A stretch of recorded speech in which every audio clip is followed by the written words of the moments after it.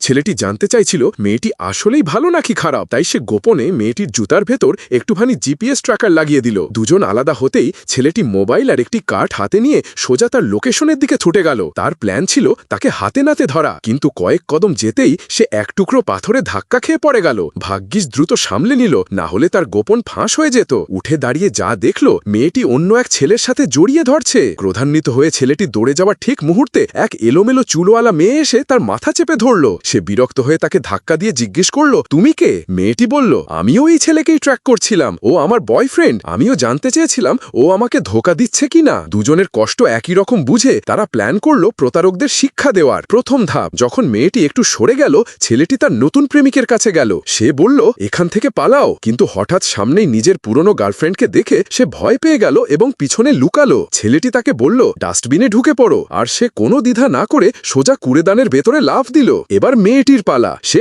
Ice cream হাতে ফিরে এলো। প্রেমিককে না পেয়ে হঠাৎ তার পুরনো বয়ফ্রেন্ডকে সামনে দেখল। সে বলল, প্লিজ আমাকে লুকিয়ে দাও। ছেলেটি উত্তর দিল, ডাস্টবিনে ঢুকে যাও। আর মেয়েটিও খুশি মনে ভেতরে ঢুকে গেল। কিন্তু ভেতরে যেতেই দেখল ওই ছেলেটি তো আগেই ভেতরে বসে আছে। এখন দুজন ভেতরে। টিকটকে লাইক ভিউজ কিনতে চাইলে এই নাম্বারে হোয়াটসঅ্যাপ করুন।